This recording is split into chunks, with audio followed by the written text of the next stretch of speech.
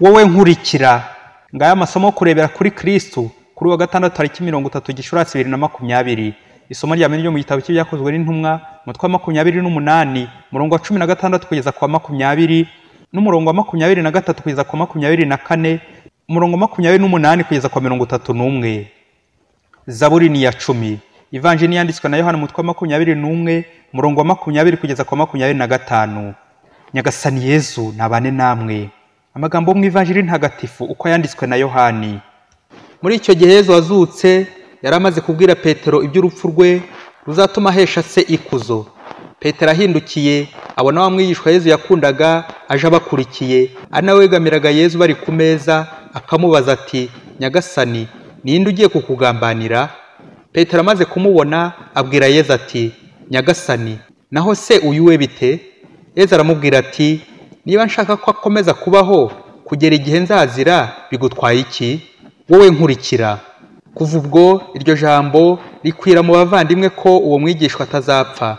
Nyamara Yesu ntiyavuze ngo ntazapfa, ahubwo ati, niba nshaka ko akomeza kubaho kugeza igihe nzazira, bigutwaye iki? Uwo mwigishwa niwe mugabo wemeza ibyo byose kandi niwe wabyanditse. Yongeye tuzi ko ibyo yemeza ari iby'ukuri. Hari n'ibindi bintu byinshi Yesu yakoze, babyanditse bakabirondora byose, ngira ngo ibitabo byakwandikwamo ntibyakwirwa ku isi yose. Iyo ni Ivanjili ntagatifu. Bana b'Imana, amasomo y'uyu munsi aradufasha kutigereranya n'abandi, ahubwo tugakurikiza Kristo wenyine. Yesu ni rwo rugero rwo gukurikira no gukurikiza. Mu isomo rya mbere turumva Pawulo ageze i Roma nk'uko byahanuwe ko ariho urubanza rwe ruzarangizwa na nyiricyubahiro. Pawulo rero aracyakomeje yamamaza inkuru nziza aho i Roma, kuko azi uwo yemeye, uwo yakurikiye Kristo, niwe rero agomba kwamamaza ashize amanga.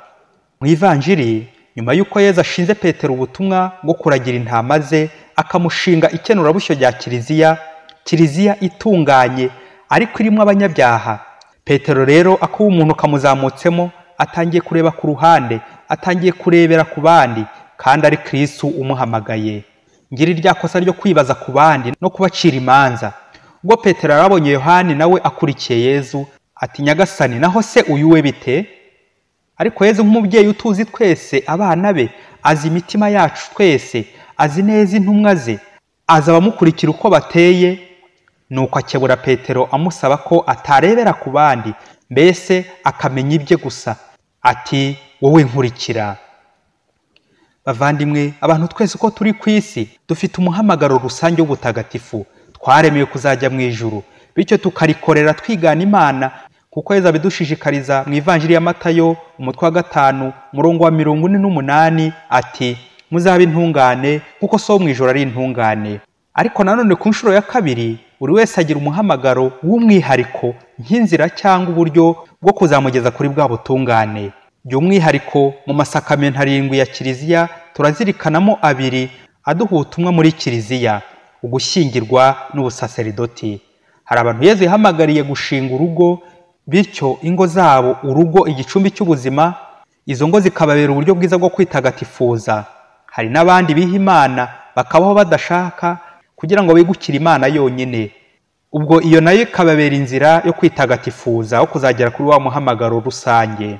Hari ubwo rero muvandimwe ushobora kugira ibyago, iyo nzira wanyuzemo ntikuryohere nk'uko ubyifuza, nuko ugatangira ukicuza nk'ushinze urugo ati, iyaba narihaye Imana we, ubu byari kugera iki gihe ndi umuyobozi mukuru muri Kiliziya, nari kuba ndi mu bavuga rikijyana, ariko ukibaza aho ryijyana, nari kuba nkomeye cyane pe, abana n'uwo twashakanye, imiruho y'urugo sinari kuba ndi kuyumva.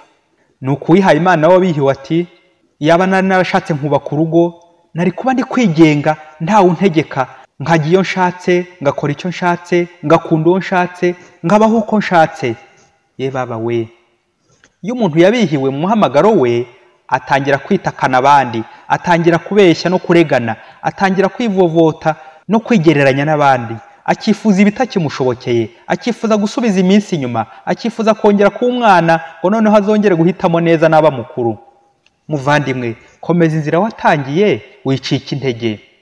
Umuhanga ati, vivre c'est choisir, choisir c'est renoncer. Kubaho ni uguhitamo, guhitamo ni ukuzinukwa. wifatafata ibitagigushobokeye muvandimwe, wikwishyira mu mwanya w'abandi, cunga neza izamu ryawe, ishimira ukuri, ishimira umuhamagaro wawe. Nubwo ugira amahirwe ukaba warahiriwe n'urushako, ukagira ibihe byiza mu muhamagaro, n'ubundi ukongera kugwa muri wa mutego w'ubwirasi, ukajya wibaza ku bandi ubishongoraho bacira imanza. Niba Yesu akugira impuhwe akaguha ubuyobozi cyangwa inshingano, ukumva nk'aho usumbije abandi ubutoni, ukajya mu birere, ukishyira mu birere, akamuyoboza abandi baje gusura, nuko akababaza ati muzi icyo ndicyo, akabibutsa uwo ari we ati ninjye uhagararira Imana hano i Gahini. Nyamara abavandimwe, Yezu we abo bose bishyira mu birere, abo bose bigereranya n'abandi, arakubwira uyu munsi ati wowe nkurikira.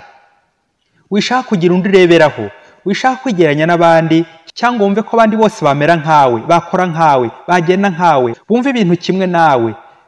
Niyo mpamvu habaho unité dans la diversité. Abantu benshi bagahuza ibitekerezo, umwe akazana icye, undi akazana ikindi, nuko bagahuriza hamwe. Umwe agakora umurimo umwe, undi uwundi, umwe agaturuka aha, undi ahandi, bose buri wese akubaha mugenzi we mu nzira ye nziza ari kunyuramo.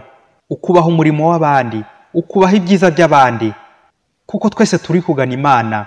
Urugero ni Kristo wo kureberaho. Muvandimwe, ntukifuze gusabira byinshi no kunyungutira ku makuzo yose y'isi ngo nibwo uzakomera. Wikwifuza kureshya n'abandi, wikwifuza kumera nk'abandi. Ntukageze aho wa mugabo injangwe yaririye inyama, nuko akayirukaho ngo ayivune. Abonye umusize ntaho yayifatira, arayibwira ati sha, iyo nkiza kuba imbwa mba ngufasha ngakwereka iki nzarikorera imisaya. Ibaze naho nk'umuntu w'umugabo yifuza kuba imbwa. Bavandimwe, Yezu buri wese amwigaho ku giti cye. Nubwo turi benshi ku isi, turi benshi muri gurupe, ariko igitangaje buri muntu n'umwihariko wa Yezu. Ati wowe nkurikira. Ari Petero nk'umuyobozi akurikiye Yezu, ari Yohani nk'intumwa n'umuyoborwa nawe akurikiye Yezu. Buri wese ku rwego rwe Yezu aramumenya. Abantu bashobora kugutenguha, abantu bakaguhemukira, abantu bagakwihakana, abantu wigereranya nabo wagize urugero rw'ifatizo bakakubeshya, isaha n'isaha bashobora kuguhemukira. Ariko muvandimwe, utakubeshya n'umwe, utaguhemukira n'umwe, utagutenguha n'umwe, utakwihakana n'umwe, ni Yezu ukubwira uti wowe nkurikira. Hitamo neza, hitamo Yezu. Padiri Masumbuko Ladislas wa Diyoseze ya Cyangugu.